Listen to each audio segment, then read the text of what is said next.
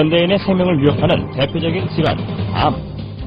현대의학의 3대 암 치료법은 외과적 수술과 항암제 및 방사선 치료.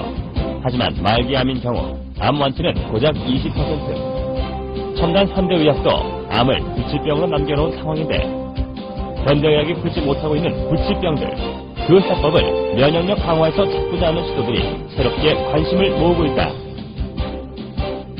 이런 가운데 산학연 활동의 면역 연구 개발은 경쟁력 있는 결실을 연이어 내놓고 있는데 과감한 투자와 지속적인 연구로 부작용 없는 면역 치료에 도전하는 우리 의료계의 변화.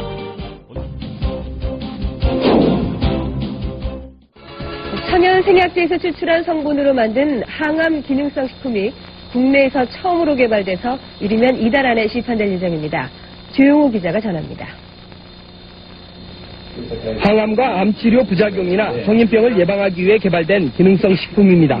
해모힘과 해바순으로 이름 지어진 이들 식품은 생체 손상을 막고 조혈과 면역 증진, 생체 조직의 재생을 촉진하는 기능을 발휘합니다. 이러한 효능을 입증하기 위해 쥐에게 암세포를 투여해봤습니다.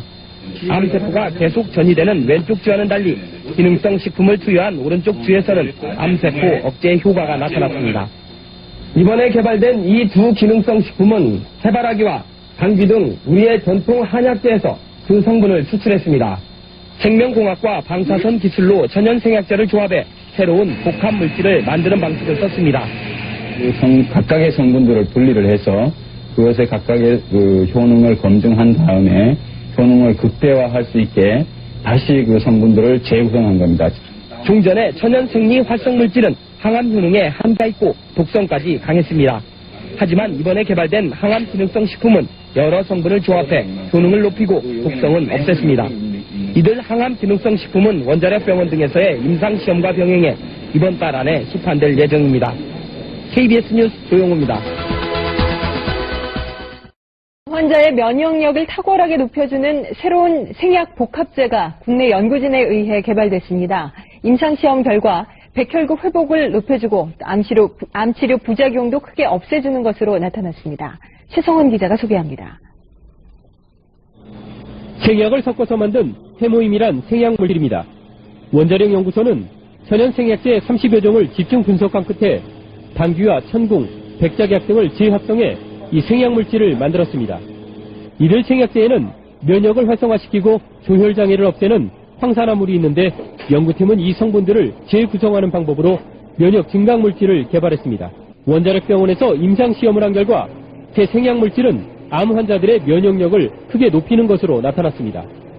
유방암과 자궁암 환자 각각 12명에게 새 생약물질을 복용시켰더니 모두 회복 속도가 60% 정도 빨라졌습니다. 특히 이 생약 복합제는 암치료에 따른 염증이나 구토 같은 부작용을 크게 줄일 수 있는 것으로 나타났습니다. 암 환자들은 치료를 받으면서 기력이 떨어져 문제가 됐지만 생약 복합제를 복용한 환자의 80%가량이 기력 회복에 큰 도움이 됐다고 답했습니다. 해모힘을 먹은 환자들은 전신 무력감이 많이 없어져서 더 약을 요구하는 환자들이 많았습니다. 연구팀은 이 물질에 대한 2, 3차 임상시험을 거쳐 신약 개발에 나설 계획입니다. KBS 뉴스 최성원입니다. 한국원자력연구소가 정부 출연 연구기관으로서는 처음으로 기술 출자를 통한 벤처기업을 설립했습니다.